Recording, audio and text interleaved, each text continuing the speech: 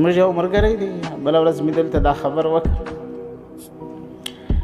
3 ورونه یې درلوده 3 سره شهیدان شوه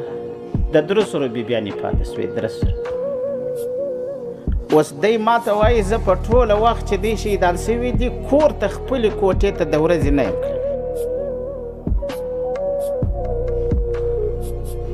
او چې دی شهیدان سوي دي دا خپل زوی مې په غېږ کې په بېلاکه راټینګ کړی دا ولې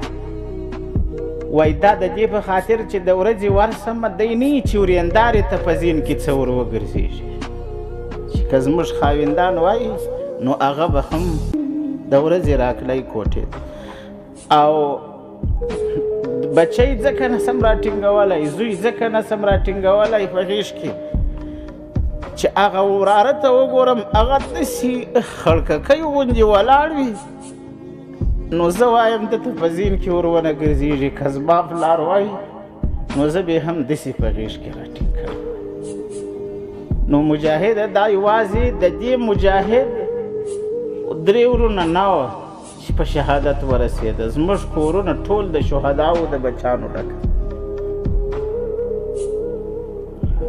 باید موږ و تاسو دې ته متوجه یو ګورئ مجاهدین دا چې دا کمې قربانۍ ورکول سوې دا د اسلامي نظام د قائمولو په خاطر باندې ورکول سوې اسلامي نظام به نافظ کوو د خیره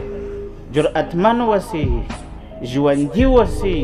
حساس وسی ځیرک وسی چې در څو مې نافظ کړی نه تر هغو یې پرېږدو نه